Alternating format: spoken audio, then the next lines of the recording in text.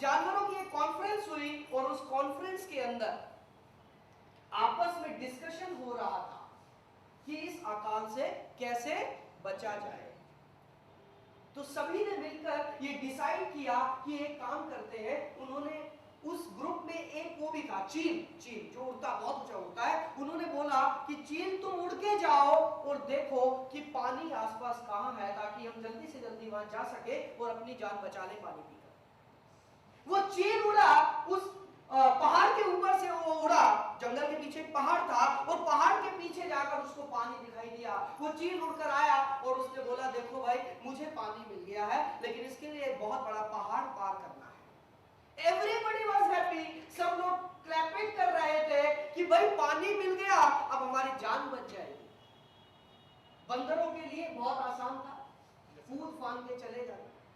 गीदड़ और भेड़ियों के लिए भी ज्यादा मुश्किल नहीं था, हिरण के लिए भी ज्यादा मुश्किल नहीं था, बहुत तेज भागता है। चील के लिए सबसे आसान था, लेकिन सबसे मुश्किल किसके लिए था? कछुए के। बहुत मुश्किल था। कछुए ने बोला देखो भाई तुम सब तो चले जाओगे, लेकिन मैं पहाड़ पार करने से पहले मर जाऊंगा। मैं पहले ही बहुत प्यासा हूं, मेरे में ताकत नहीं बची है, मैं क्या करूं? सबने दिमाग लगाया और उसमें से सबसे ज्यादा तेज दिमाग चला चील का। चील ने कहा देखो मेरे भाई, हम दोस्ती निभाएंगे, हम आपकी जान बचाएंगे, लेकिन आपको हमारी एक शर्त माननी पड़ेगी। वो शर्त क्या है? वो शर्त ये है कि मैं जब उड़ूंगा तो अब चील के दो पैर होते हैं, तो आप क्या करना, अपने मुंह से मेरे पैर को पकड़ लेना, कस के पकड़ लेना, और मैं उड़ना शुरू हो जाऊंगा और मैं पहाड़ के उस पार आपको पहुंचा दूंगा। लेकिन एक चीज ध्यान रखना, जब आपने मेरे पैर पकड़े हुए तो मुझे बहुत दर्द होगा। दर्द होगा ना? कछुआ कोई उसको पैर पे पकड़ के लटकेगा, दांत चुभेंगे, दर्द होगा। चील ने कहा वो दर्द भी मैं बर्दाश्त करूंगा, क्योंकि हमने दोस्ती की है। वो दर्द भी मैं बर्दाश्त करूंगा, लेकिन तुमने ये ध्यान रखना है कि चुपचाप बैठे रहना, तुम बोलते हो। हमारी सोसाइटी में ऐसे लोग होते हैं जो बोलते बहुत ज्यादा है। आपके आसपास है? यस। ऐसे ही वो कछुआ था जो बहुत ज्यादा बोलता था। अभी क्या हुआ, उसने कहा okay okay okay, I am ready, I agree with all of your conditions. आपने जो बोला मैं बिल्कुल तैयार हूं। वो चील थोड़ा सा उड़ा, कछुए ने उसके पैर पकड़ लिए और वो उड़ना शुरू किया। जैसे ही वो उड़ना शुरू किए, बंदर तो पहले भाग चुके थे।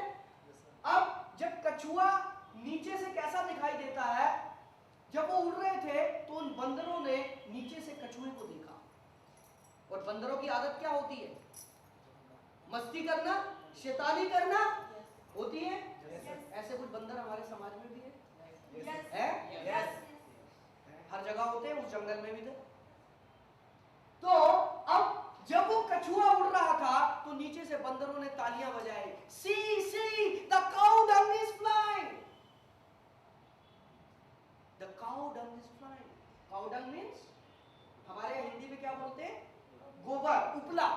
कछुआ नीचे से कैसा दिखाई देता है? उपले की तरह, उसका कलर ब्राउन था। तो कछुए के कान में आवाज गई, उसको बड़ी खुंदक आई, मेरे को काऊ डंग बोल रहे। लेकिन चील ने आंखें दिखाई, चुपचाप बैठा रहे, वो सीधा हो गया। थोड़ा सा और आगे गया, एक बंदर फिर से पेड़ पे दिखाई दिया। उस बंदर ने और तेज आवाज लगाई, सी the cow dung is flying. कछुआ तिल मिला गया, गुस्सा आ गया एकदम। अच्छा, मुझे काऊ डंग बोल रहे हो? थोड़ा और आगे गया, बंदरों का एक और झुंड, उन्होंने भी बोला, सी the cow dung is flying. अब नहीं रहा गया उस कछुए से। उस कछुए ने बोला, हु इज काऊ डंग? और वो कछुआ नीचे गिरा। दोस्तों, ये वो कहानी है आपके सीनियर्स और आपके बीच में जो रिलेशन है।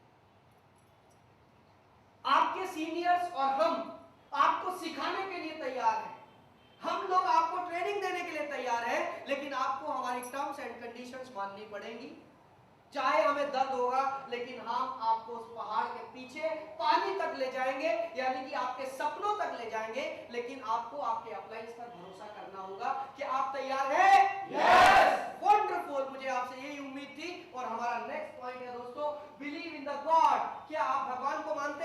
yes. क्या आप मानते हैं कि ऊपर कोई बैठा है yes. हमारी जिंदगी को चला रहा है yes. आप मुझे एक बात बताएं, आप सभी ने स्मार्ट वैल्यू को ज्वाइन किया, क्या ये एक तुक्का था? No sir. Is it a matter of luck और अ मैटर ऑफ चांस?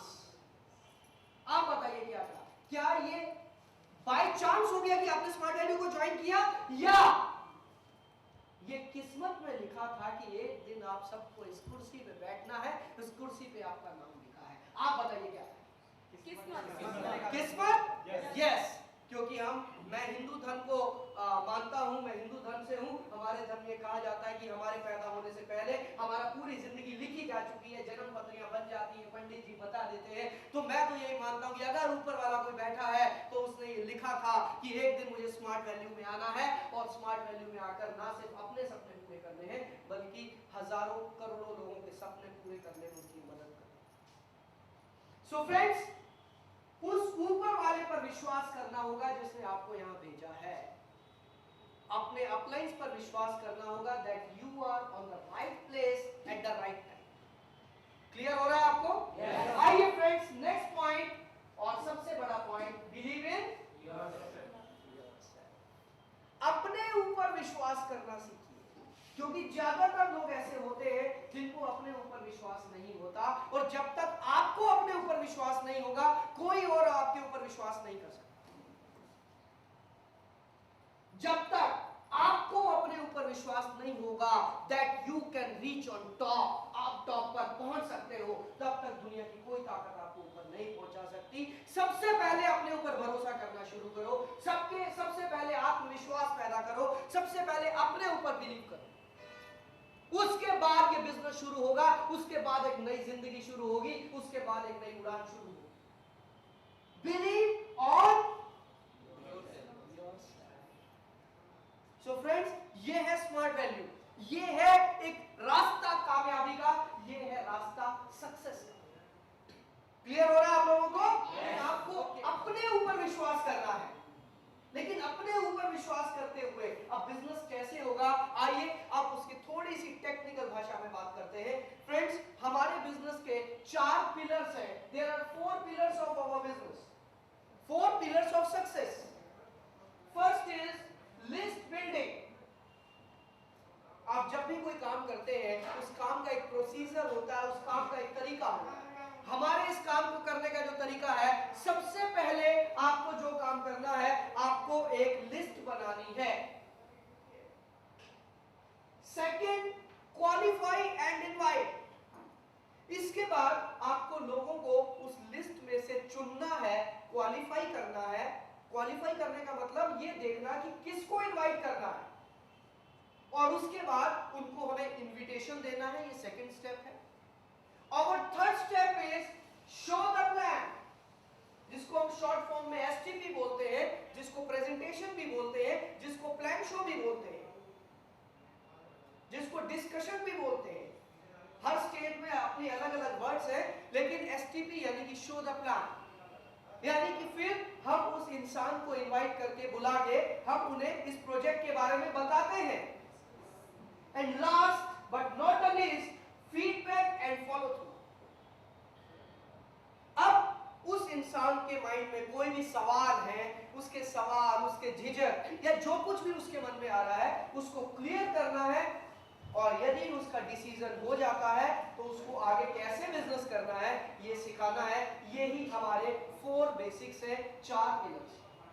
जैसे कि आपने देखा होगा, हर बिल्डिंग 4 पिलर्स पर कम से कम खड़ी होती है। सेम वे हमारे बिजनेस के ये चारों पिलर्स हैं, ये चारों हमारे बिजनेस के पिलर्स हैं। इनमें से एक भी पिलर आप बताइए, अगर किसी बिल्डिंग का कोई पिलर हल्का होगा, ढीला होगा, कमजोर होगा, तो क्या वो बिल्डिंग टिक पाएगी? नो। सो आपको इन चारों पिलर्स को स्ट्रॉन्ग करते चले जाना है। हमारा जो भी बिजनेस है वो सिर्फ इन 4 पिलर्स पर टिका हुआ है।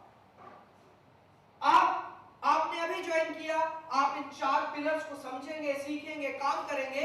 हम भी पिछले 10 सालों से इन्हें सीख रहे हैं, समझ रहे हैं और काम कर रहे हैं। और दिस इज अ प्रोसेस। इन चारों पिलर्स को सीखने के लिए पूरी जिंदगी भी कम है। हर रोज नए नए इन्वेंशन होते हैं, हर रोज नए नए एक्सपेरिमेंट होते हैं, लेकिन ये बेसिक में कम से कम इनिशियल स्टेजेस पर शुरुआत में सीखना जरूरी है। क्लियर हो रहा फ्रेंड्स?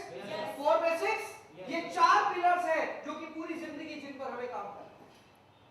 आइए अब हम पहले पिलर के बारे में बात करते हैं, लेकिन पहले पिलर के बारे में बात करने से पहले अभी क्या पहला पिलर क्या है? List building. आप एक बात बताएं, आपके घर में एक शादी है तो आप क्या करते हैं? सारे अरेंजमेंट करने के बाद लोगों को बुलाते हैं, इनवाइट करते हैं, लेकिन इनवाइट करने से पहले क्या किया जाता है? एक लिस्ट बनाई जाती है कि कहीं ऐसा ना हो कि हमारा कोई दोस्त छूट जाए, नहीं तो वो जब भी मिलेगा वो गिला शिकवा हमेशा करेगा कि तुमने हमें शादी में नहीं बुलाया। सेम में दोस्तों ये भी शादी करने के बराबर है। यहाँ पर भी एक लिस्ट बनानी है और उस लिस्ट को बनाते समय ये ध्यान रखना है कि कहीं कोई छूट ना जाए। लेकिन एक बात और है, शादी में लिस्ट बनाते समय कुछ लोगों को हम छोड़ देते हैं, इसने मेरे को अपनी शादी में नहीं बुलाया था, इसको नहीं बुलाना। लेकिन यहाँ पर हम किसी को छोड़ते नहीं है, क्योंकि लिस्ट बनाने का पहला रूल है प्लीज डू नॉट प्रीजज एनीवन। पहले से अंदाजा नहीं लगाना कि किसको नाम लिखे और किसका नाम नहीं। पहले से अंदाजा नहीं लगा। क्लियर हो रहा फ्रेंड्स आपको? सो क्यों लिस्ट बनानी है समझ में आया। लिस्ट इसलिए बनानी है फ्रेंड्स क्योंकि हमारा काम है रिकमेंडेशन का। What is recommendation? इस शब्द को थोड़ा सा समझने की कोशिश कीजिए। आपसे एक सवाल पूछना चाहूंगा, आप में से किसी से, मिस्टर तजेंद्र से। बैठे रहिए मेरे दोस्त। तजेंद्र जी, आपके पास कौन सा व्हीकल है? पल्सर 150। ओके, ये पल्सर आपने कितने की खरीदी? 71,000। ये पल्सर जब आपने खरीदी तो ऐसा क्या हुआ, ऐसी कौन सी घटना घटित हुई कि आपने पल्सर ही खरीदी? आपने हीरो होंडा या पैशन या और भी जो बाइक्स है वो क्यों नहीं खरीदी? पल्सर क्यों खरीदी? किसके कहने पे खरीदी? खुद को अच्छी लगती थी, उसकी लुकिंग अच्छी लगती थी। आपको उसकी लुक अच्छी लगती थी? पल्सर की ऐड आती है टीवी पर? हाँ, ऐड आती है पल्सर की। कौन सा हीरो ऐड करता है? कोई हीरो ऐड नहीं करता है। ओके, पल्सर की कोई हीरो ऐड नहीं करता। आपको उसकी लुक अच्छी लगी, आपने फाइनल कर दिया कि पल्सर लेनी है। उदाहरण के तौर पर आपने ये फाइनल किया कि पल्सर लेनी है, आपने 71,000 रुपए अपनी जेब में डाला। आप एक दिन बड़ी अच्छी सुबह थी, आप सुबह अपने घर से निकले कि मैं पल्सर खरीदने जा रहा हूं। आप जा रहे थे बड़े अच्छे मूड से, गाना गाते हुए, जिंदगी एक सफर है सुहाना, क्योंकि पल्सर खरीदने जा रहा हूं। लेकिन रास्ते में आपका एक बचपन का दोस्त मिल गया और उस दोस्त ने बोला, अरे तजिंदर, बड़ा खुश नजर आ रहा है, कहां जा रहा है? आपने बोला, यार मैं आज पल्सर बाइक खरीदने जा रहा हूं। उसने कहा, पल्सर खरीदने जा रहा है? यार प्लीज पल्सर मत, मैंने 3 महीने पहले ली थी, वो आज भी घर पे पड़ी है, ना चलती है ना ठीक होती है, पैसा लगा लगा के थक गया हूं, दुखी हो गया हूं, 20,000 में भी बिक नहीं रही है। यदि आपका दोस्त ऐसा फीडबैक देता तो क्या आप पल्सर खरीदते? बिल्कुल नहीं। क्यों नहीं खरीदते? आपको तो उसकी लुक बहुत पसंद है और हो सकता है शाहरुख खान, सलमान खान, आमिर खान इसकी ऐड कर रहे हो, लेकिन मेरे दोस्त ने उसे यूज किया। आपके दोस्त ने उसको यूज किया, तो सलमान खान की बात झूठी साबित हो गई या आपके दोस्त की बात झूठी है? दोनों में से एक आदमी झूठा। ऐसा हम तो नहीं बोल सकते क्योंकि वो बड़े लोग हैं, केस कर देंगे हमारे ऊपर। लेकिन कुल मिलाकर फ्रेंड्स, दुनिया की हर सेल एक चीज से शुरू होती है, वो है recommendation, word of mouth publicity. Advertisement सिर्फ अवेयरनेस का एक बहाना है। जब हम एडवर्टीजमेंट देखते हैं तो वो एक अवेयरनेस है, एक जागरूकता है कि हमारा ये प्रोडक्ट है। लेकिन अल्टीमेटली जब हम प्रोडक्ट खरीदते हैं, कोई भी बड़ी चीज खरीदते हैं, तो पहले 4 लोगों से बात करते हैं, यस और नो? यस। और वो चीज होती है रिकमेंडेशन, जो बचपन से लेकर आज तक बिना किसी फायदे के हम करते आए हैं। एक अभी सर्वे किया गया और उसमें पता चला ऑन एन एवरेज हर इंसान दिन में कम से कम 1 या 2 रिकमेंडेशन अनकॉन्शियसली करता है। आज मान लो आप मेरे दोस्त हो, ये आप मेरे दोस्त हो, आपका नाम विमन नाथ। मान लो विमन आप मेरे दोस्त हो, आप कहां के रहने वाले हो? आसाम के। मैं दिल्ली में रहता हूं। मैं दिल्ली से आसाम गया और मैंने अपने बच्चों को स्कूल में एडमिशन कराना है। तुम मेरे दोस्त हो विमन, तुम मुझे बताओ आसाम में आपके लोकेलिटी में सबसे अच्छा स्कूल कौन सा है? Holy cross. Holy cross women ने मेरे को बताया सबसे अच्छा स्कूल है। हो सकता है कि मैं अपने बच्चों का एडमिशन वहां कराऊंगा, अगले 12 से 15 साल तक मेरे बच्चे स्कूल में पढ़ेंगे। होली क्रॉस को मैं 20, 25, 30 लाख रुपए का बिजनेस दूंगा, लेकिन मुझे होली क्रॉस में किसने भेजा? किसने भेजा? विमन ने। लेकिन विमन को चवन्नी भी मिली। Poor women. बचपन से लेकर आज तक हम डेली 1-2 ये करते आए हैं। अभी क्या मैंने इसका नाम बोला, आप बताओ? यस, मैं देखना चाह रहा था किस किस को याद है। रिकमेंडेशन डेली 1 या 2 हम करते आए हैं, लेकिन हमें आज तक उसकी चवन्नी भी नहीं मिली। और जो लोग झूठी रिकमेंडेशन कर रहे हैं उनको करोड़ों रुपया मिल रहा है। मैंने उस दिन ऐड देखी, आदरणीय माननीय सम्माननीय हेमा मालिनी जी एक वॉशिंग पाउडर की ऐड कर रही थी। ये वॉशिंग पाउडर सबसे बढ़िया है। ईमानदारी से बताना, आपका दिल क्या कहता है? हेमा मालिनी जी कपड़े धोती होंगी? है जी? यदि वो कपड़े धोती होती तो अभी तक इतनी खूबसूरत दिखाई देती क्या? नो, वो झूठ बोलती है। क्यों? क्योंकि उनको पैसा मिलता है। यस और नो? यस। ऐसे बहुत सारे एडवर्टाइजमेंट हम देखते हैं जो ये हीरो हीरोइन करते हैं जिनका दूर दूर तक कोई लेना देना नहीं है, लेकिन क्योंकि वो सेलिब्रिटी बन गए वो करोड़ों रुपया लेते हैं झूठे रिकमेंडेशन का। लेकिन हम लोग सच्चे रिकमेंडेशन का, अगर हमें पैसा मिलना शुरू हो जाए तो कोई बुरी बात है? नो। मेरे दोस्त, आज अगर तुम्हारी एज 25 साल है, 25 साल में आपने बचपन से 3 साल की उम्र से बोलना शुरू किया, 3 साल से 25 साल तक, 22 साल तक आपने हर रोज रिकमेंडेशन किया, हर रोज कम से कम 2 चीजों के बारे में बोला, किसी न किसी चीज के बारे में। अगर हर रिकमेंडेशन पे आपको 1000 रुपया 500 रुपया भी मिल जाता तो आज आपके बैंक अकाउंट में कितना पैसा होता बताइए? लाखों रुपए होता। लेकिन मजबूरी, कोई ऐसा सिस्टम नहीं था जो रिकमेंडेशन पर पैसा दे। हमारा सिस्टम है जो रिकमेंडेशन पर पैसा देता है, टाइम कंपाउंडिंग साइंस के हिसाब से पैसा देता है, इनकम देता है। ये हमारा सिस्टम है। क्लियर हुआ आपको? yes. तो जब आप किसी को इनवाइट कर रहे हैं तो क्यों इनवाइट कर रहे हैं? क्योंकि आप उसको रेकमेंड कर रहे हैं, आप उसको सलाह दे रहे हैं कि मेरे दोस्त एक चीज मैंने ली थी, एक सिस्टम मैंने देखा था, उस सिस्टम से मुझे फायदा हुआ, तुम भी इस सिस्टम में आओ, तुम्हें भी फायदा होगा। जब हम कोई अच्छी चीज देखते हैं या हमें कोई अच्छी चीज मिलती है तो सबसे पहले हम किसको बताते हैं? अपने खास लोगों को बताते हैं। सेम वे हमें यहां पर यही करना है, सबसे पहले हमें अपने खास लोगों का नाम। क्लियर हो रहा है? आइए देखते हैं ये नाम कैसे लिखना है। This is list building. आपको एक रजिस्टर लेना है, छोटी कॉपी नहीं लेनी, रजिस्टर बड़ा बिग, और उसमें सबसे पहले एक कॉलम बनाना है सीरियल नंबर। क्लियर?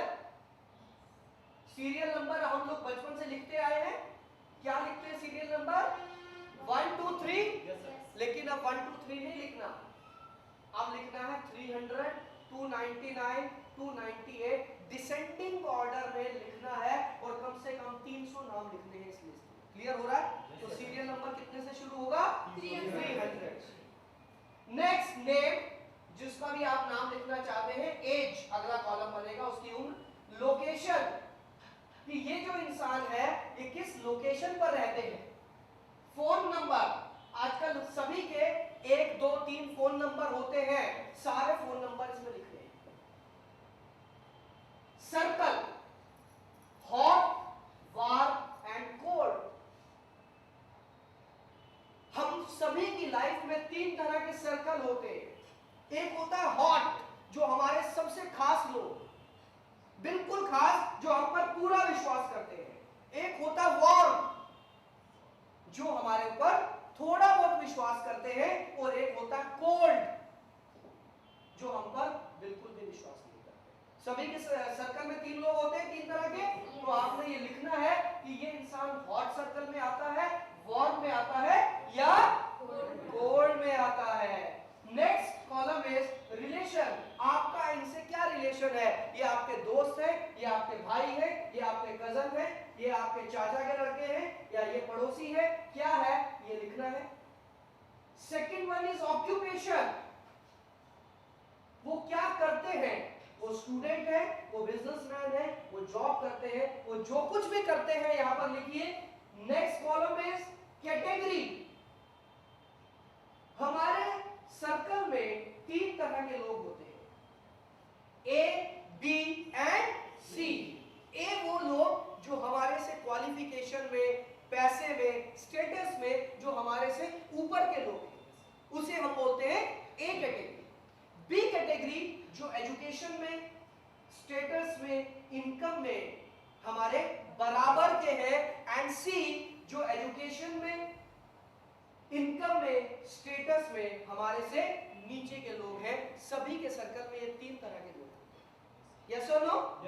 यस, ये 3 तरह के लोग होते हैं। आपने इस आदमी के नाम के आगे लिखना है ए, बी और सी, कि ये क्या है। क्लियर? इसके बाद आपने लिखना है DOI। DOI मींस डेट ऑफ इनविटेशन, कि आपने किस डेट को इनविटेशन किया। Right friends? Next column is date of STP। STP मैंने अभी आपको क्या बताया था, कोई याद है किसी को? Show the plan. Wonderful. DOFP date of feedback. जब प्लान शो करने के बाद हम उनसे दोबारा मिलते हैं, उसे क्या बोलते हैं? Feedback. And next column is date of RFP। Now what is RFP? Refeedback. कई बार एक मीटिंग में आप उनको नहीं समझा पाते हैं, तो उसके लिए एक बार दोबारा या कई बार भी मिलना पड़ सकता है। हमने ऐसे कई फीडबैक देखे हैं जिसमें कई बार सीटिंग करनी पड़ी। क्लियर हो रहा है? क्योंकि फीडबैक का मतलब है एक पेशेंट को आप देखने जा रहे हो, you are a doctor, he is a patient. वो एक पेशेंट है और उसको एक पेशेंट को बीमारी है। वो बीमारी क्या है? हो सकता है गरीबी, हो सकता है उनकी हेल्थ ठीक नहीं है, हो सकता है उन्हें इंश्योरेंस की जरूरत है, हो सकता है उन्हें एजुकेशन की जरूरत है। उन्हें क्या जरूरत है ये हम नहीं जानते। हो सकता है उन्हें एक्स्ट्रा इनकम की जरूरत है। तो कई बार हम उनको पहली मीटिंग में या पहली मीटिंग में इतना सफिशिएंट टाइम नहीं होता कि सब समझा सके। उसके लिए कई बार रीफीडबैक भी करने जरूरी होते हैं। तो आप रीफीडबैक का भी डेट लिखेंगे। And last column is result. Now इतना सब करने के बाद क्या रिजल्ट रहा ये बताना जरूरी, ये लिखना जरूरी। क्लियर हो रहा फ्रेंड्स? आपने ये लिस्ट को फिलअप करना है। सीरियल नंबर, कम से कम आपको 300 नाम लिखने हैं इस लिस्ट में, 300 नेम्स। आप हमें ये बताएं, इस सिस्टम में कामयाब होने के लिए आपको कितने लोगों की जरूरत होती है? दो अच्छे। ठीक है? लेकिन उन 2 अच्छे लोगों को ढूंढने के लिए आपको 300 नाम लिखने की जरूरत क्या है? ये एक बहुत बड़ा सवाल है। आप भी सोच रहे होंगे यार 2 लोगों को ढूंढना है, व्हाई 300? लेकिन फ्रेंड्स एक बात मैं आपको बता दूं, 300 नाम क्यों लिखने हैं? क्योंकि जब आपके पास 300 नाम होंगे तो आप अपनी मर्जी से काम कर पाएंगे, आप लोगों को चुनकर काम कर पाएंगे। यदि आप सिर्फ 2 ही लोग होंगे तो आपकी मजबूरी होगी उन 2 के साथ काम करने की, चाहे वो अच्छे हैं या नहीं है, आपको उन 2 के साथ ही काम करना पड़ेगा। So you have to write 300 name. Clear हो रहा है? यस। ओ, ये लिस्ट, एक चीज और बताता हूं मैं, क्योंकि मैंने जब पहली बार ट्रेनिंग ली थी मेरे माइंड में सबसे बड़ा सवाल ये आया था कि 300 नाम क्यों? ये बहुत बड़ा क्वेश्चन। लेकिन दोस्तों एक बात बता दूं, इस रजिस्टर को मेरे सीनियर ने नाम दिया था मनी रजिस्टर, और ये हमारे हर बिजनेस में रॉ मटेरियल होता है, कुछ ना कुछ रॉ मटेरियल होता है जिसको प्रोसेस करके फाइनल प्रोडक्ट बनाया जाता है। तो हमारे बिजनेस का जो रॉ मटेरियल है वो है लिस्ट।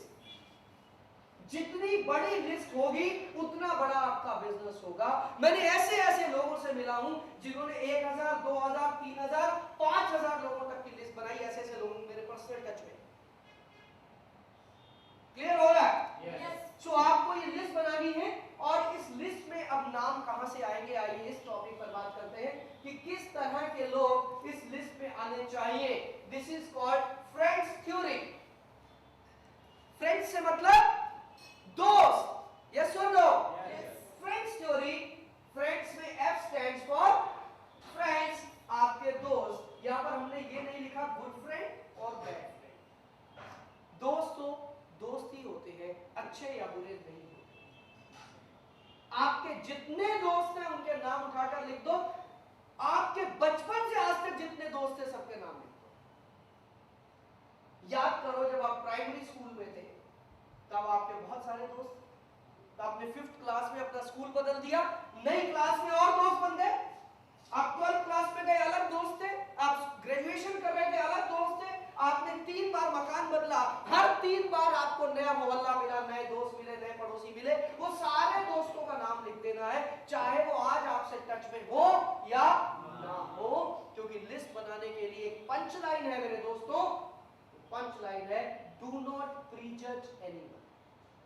पहले से अंदाजा मत लगाओ कि ये आदमी इस काम के लायक है या नहीं है, करेगा या नहीं। वो किसी भी लायक ना हो, कम से कम इस लायक तो है कि इसका नाम लिख दो, कम से कम इस लायक तो है। सो आपने अपनी सभी दोस्तों का नाम लिखना है। इसके बाद R फॉर रिलेटिव्स, आपके जितने संबंधी हैं, रिश्तेदार हैं, अच्छे हैं या बुरे हैं, ये मैंने नहीं पूछा। रिश्तेदार है, नाम लिख दीजिए। Next point, I for interested.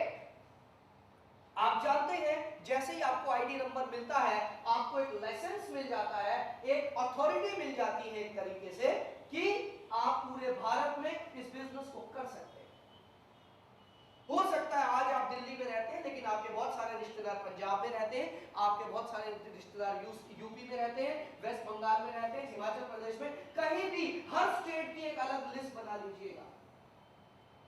क्या आप नहीं चाहेंगे कि आपका बिजनेस पूरे भारत में फैले? चाहेंगे या नहीं चाहेंगे? Yes. यदि आप चाहते हैं कि आपका बिजनेस पूरे भारत में फैले तो हर स्टेट की अलग लिस्ट बनानी है मेरे दोस्त, हर स्टेट की अलग लिस्ट। आइए आगे देखते हैं, E फॉर एजुकेशनल। एजुकेशनल से क्या मतलब? हमने आज तक जितने एजुकेशनल इंस्टीट्यूट्स ज्वाइन किए, जैसा कि मैंने पहले आपको बताया, स्कूल्स, कॉलेजेस, इंस्टीट्यूट्स, जहां जहां आप गए हर जगह आपका सर्कल बना, उन सभी के नाम इस लिस्ट में लिखें। N फॉर नेबर, पड़ोसी। ऑन एन एवरेज हर आदमी ने, हर आप में से जितने एसोसिएट्स हैं, सभी ने 1 या 2 बार तो मकान बदल लिया होगा। कुछ लोगों के पापा की जो जॉब है वो ट्रांसफरेबल है, वो ट्रांसफर होती रहती है, उन्होंने 10-10 बार भी मकान बदले। जहां पर भी आप गए नए पड़ोसी आपको मिले, वो सारे पड़ोसी याद करो और उनका नाम लिखो। Clear friends? D for dear ones. ये कुछ लोग होते हैं जो ना तो दोस्त हैं, ना पड़ोसी हैं, ना रिश्तेदार हैं, इन सबसे खास है, जिनको हम किसी कैटेगरी में नहीं रख सकते हैं, उनको इस कैटेगरी में डियर वंस, उनके नाम लिखने हैं। D से हमारे एक एसोसिएट ने एक और फॉर्म निकाल दिया, डॉक्टर्स, जहां से आप दवाई लेते हैं।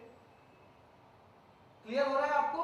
उनको भी तो कुछ नई चीज की जरूरत है, वो भी थक गए हैं, लोगों को दवाई देते देते लोग ठीक नहीं होते हैं। एक बीमारी के लिए दवाई दो, दूसरी बीमारी लग जाती है, क्यों ना उन्हें नरिश धोनी के बारे में बताया जाए। डॉक्टर्स को सबसे ज्यादा जरूरत है इस सिस्टम की।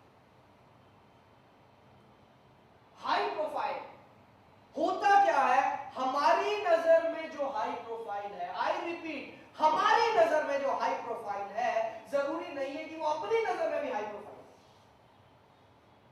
मेरा एक फ्रेंड है दिल्ली में, ही is a software engineer and his salary package is around 80,000 rupees per month.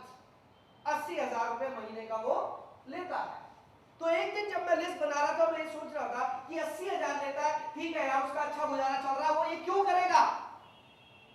लेकिन जब मुझे अपने सीनियर की ट्रेनिंग याद आई, मैंने इमीडिएटली उसको कॉल किया, उसे इनवाइट किया, उसने ऑन द स्पॉट ज्वाइन किया। Why? Because he was under pressure.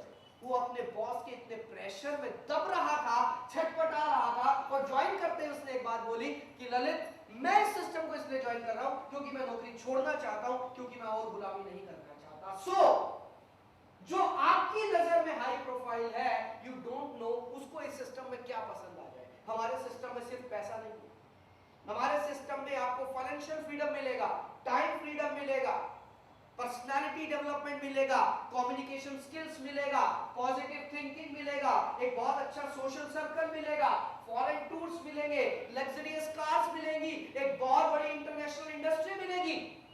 You never know किस आदमी को क्या पसंद आ जाए। क्लियर हो रहा है मेरे दोस्तों? Yes. तो आपने सभी का नाम लिखना है। एंड थ्योरी से क्या क्लियर होता है? T for teachers. हमारे जो टीचर्स हैं, जिन्होंने हमें यहां तक पहुंचाया, हमारा फर्ज बनता है अगर हमें कोई अच्छी चीज मिली है तो हम उन्हें दें। एच फॉर हाउसवाइफ्स। बहुत सारी हाउसवाइफ्स हैं भारत में जिनके मन में एक तमन्ना है कि हम भी कुछ करें, थक गए हैं वो अपने घर पे चूल्हा चौका करते करते। उनका नाम लिखना सबसे ज्यादा जरूरी है। E for employees. जो लोग जॉब करते हैं, 9 से 5 की जॉब करते हैं और बाकी 5 से रात को 12 तक सोचते हैं कि इनकम को कैसे बढ़ाया जाए, उनका नाम जरूर लिखना मेरे दोस्तों। O for officers. R for retired person. Yes, ये जिंदगी की एक ऐसी सिचुएशन है जहां पर एक आदमी थक जाता है, वो रिटायर हो जाता है, पूरी जिंदगी उसको काम करने की आदत थी, लेकिन all of a sudden Bharat सरकार ये बोलती है कि भाई साहब, अब आपकी एज 60 हो गई है, 60 साल के अब आप हो गए, अब आप बूढ़े हो गए, अब आप घर बैठिए। लेकिन उसको ये नहीं पता उस इंसान का शरीर बूढ़ा हुआ है, लेकिन उसका दिमाग तो अब जवान हुआ है। वो कुछ करना चाहता है लेकिन उसके पास कोई काम नहीं है। Smart value is the best option. So retired लोगों को कभी मत भूलिए। Young person,